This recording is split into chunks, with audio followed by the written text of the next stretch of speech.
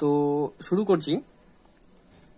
তো যখনই এরকম কোনো ফোন আসবে, এটার আমি একটুখানি ভালো করে দেখাই। এটার সব কিন্তু কানেক্টেড আছে। এটা আমার এই যে নেটওয়ার্ক লাগানো আছে, আমাদের এটার আরএফ কেবলটাও কানেক্টেড আছে। তো এটা পুরো বোর্ডটা আমি এখানে জাস্ট পেছনের কভারটা খুলেছি।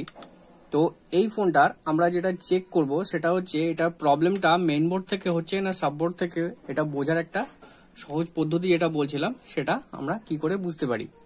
তো এটা বোঝার জন্য যখন এরকম কোনো ফোন আসবে বা এরকম কোনো প্রবলেম আসবে, সবার প্রথমে এটা খুলে নিয়ে এর যে আরএফ কেবলটা আছে সেই আরএফ কেবলটাকে আমরা মেইন বোর্ড থেকে ডিসকানেক্ট করে নেব।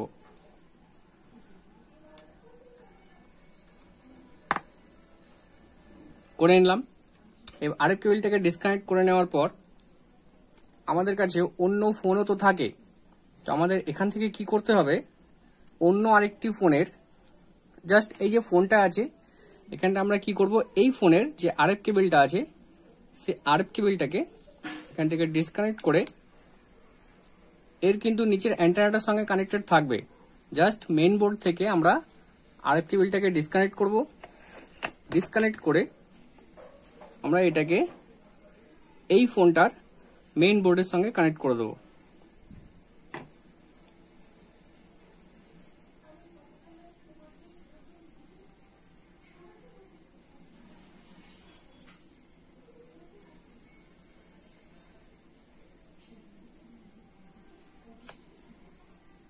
এই মেইন বোর্ডের সঙ্গে কানেক্ট করে দিলাম। এবার যদি আমি ফোনটাকে চেক করি,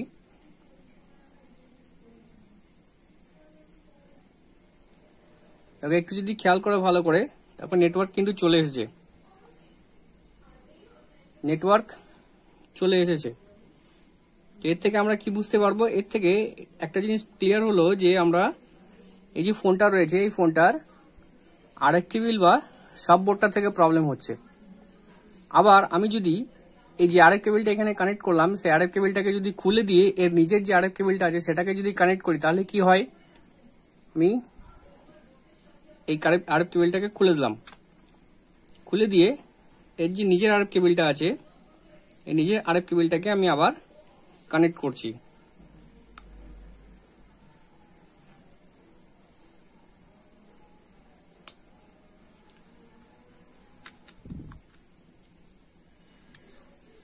তবে নেটওয়ার্ক কিন্তু নেই, নেটওয়ার্ক চলে গেছে। কারণ ভোল্টি দেখাচ্ছি ঠিকই, কিন্তু যদি আমি কিছুক্ষণ ওয়েট করি তাহলে এই ভোল্টিটাও চলে যাবে। দেখো ভোল্টি কিন্তু চলে গেছে। তাহলে এর থেকে আমাদের ক্লিয়ার হয়ে গেল যে এই যে ফোনটা রয়েছে এই ফোনটার আরএফ কেবল বা সাববোর্ড এই দুটো থেকে সমস্যা হচ্ছে, এটা মেইন বোর্ড থেকে কিন্তু প্রবলেম নয়। তো একেবারে বোঝা গেল। যদি আমরা এটা অনেক সময় অনেক স্টুডেন্ট এবং অনেক টেকনিশিয়ানই যেটা করে থাকে সেটা হচ্ছে এটা বুঝতে না পেরে হয়তো সে মেইন বোর্ড বা সাববোর্ডের মেইন বোর্ডের যে কম্পোনেন্ট বা যে নেটওয়ার্ক সার্কিটটা রয়েছে সার্কিটের উপরে কাজ করে বসে। তো সেক্ষেত্রে নেটওয়ার্ক আসার সম্ভাবনা থাকলেও কিন্তু পরবর্তীতে আর আসে না। তো এইভাবে আমরা এটাকে চেক করতে পারি।